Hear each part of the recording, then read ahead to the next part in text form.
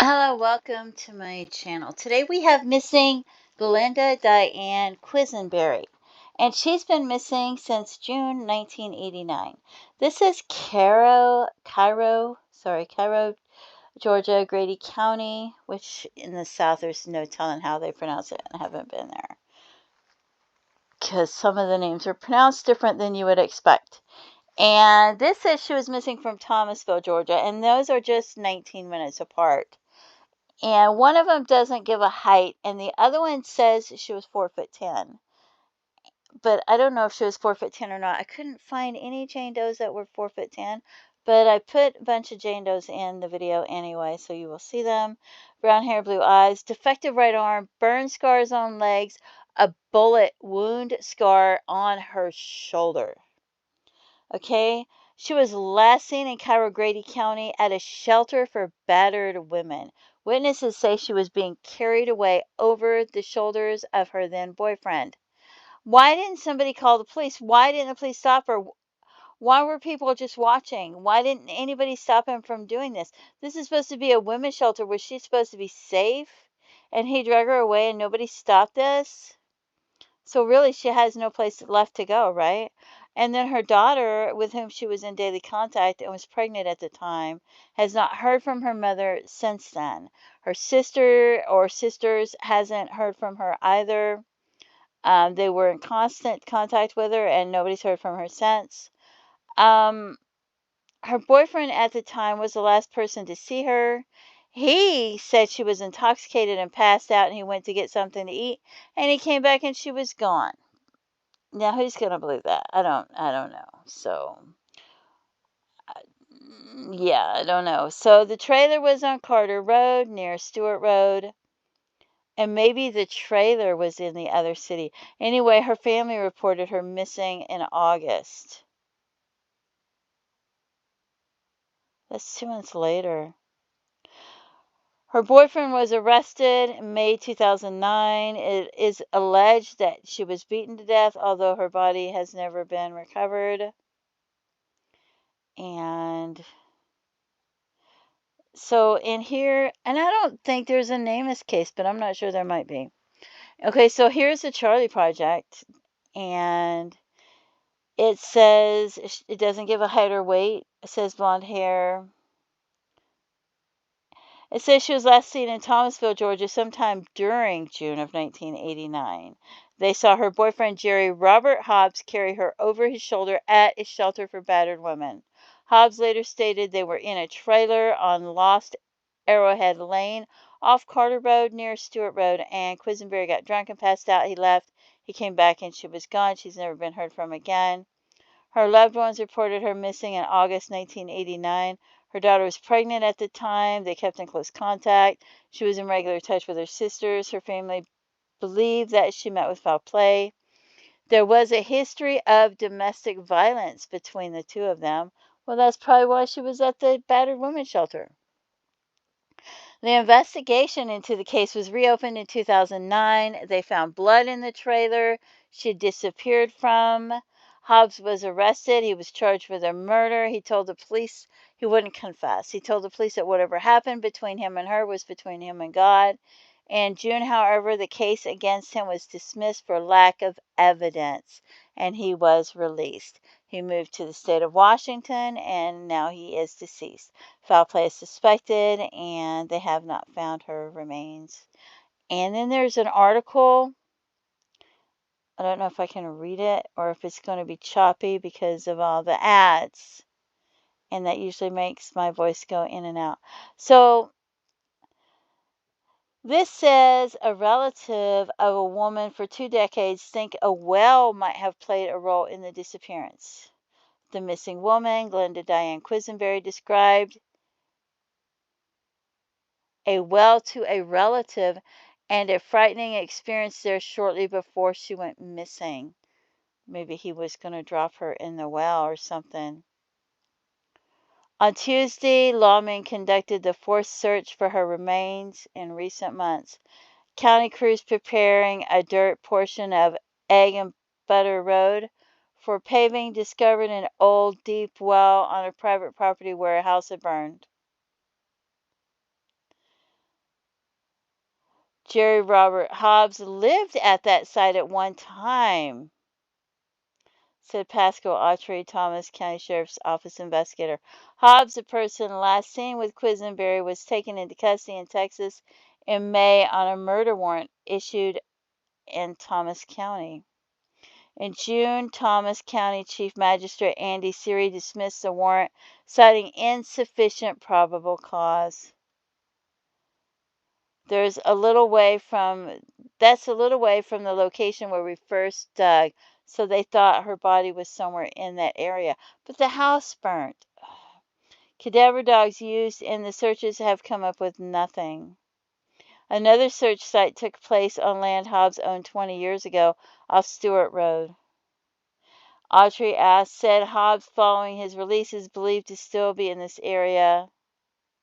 An excavator used in the road project dug for an hour Tuesday at the Egg and Butter Well site.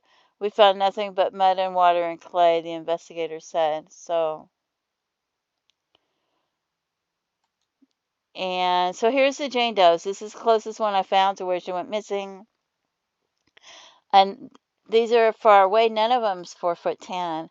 So this lady was found Callahan or Hillard, Florida. I wonder if, I don't know. Callahan or Hillard, Florida, age 35 to 100 years old. November 28th, 1989. And she could be an unsure doe they found somewhere. I really don't know. One that they don't know if it's male or female, and I don't have those in here. This one, I just have some of the Jane Does. This one is age 35 to 100 years old. Estimated year of death, 1987 to 1989. Estimated PMI, 2 years. And I'm just going to skim through these so you can see them. A partial skull was recovered in an old cemetery off of State Road 108 in Nassau County. And I'm just going to skim through these. You can pause them and read them. This lady was found in Marietta, Cobb County, Georgia. I don't know if she looks anything like her. Unknown date of death, 5'3", 100 pounds. And like I said, you can pause this and read. I'm not going to read all of this. She was discovered at a construction site off Schefflegret Road. Here's a Jane Doe found January 13th, 1988 in Atlanta, Georgia. Recognizable face, 5'2.5", 105 pounds, dark reddish blonde hair. And this one is the same as this one. And it has a picture of her. And I don't know if she looks like her or not. I thought she kind of did. But I don't know. Honestly. Age 30 to 40 years old. Estimated year of death, 1988, January. This was before she went missing, unless they had the date wrong. I don't know if they had the date wrong or not. So this couldn't be her if she didn't go missing till June of 1989. So, found on, yeah, and I think this is somebody else anyway.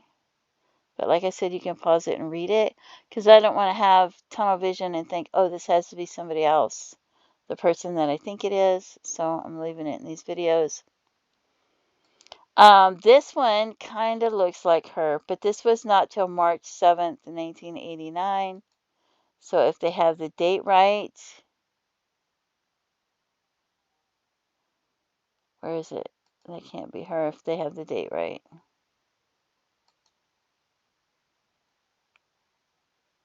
She does look similar, though. Bloomingdale, Georgia. Doesn't she look similar?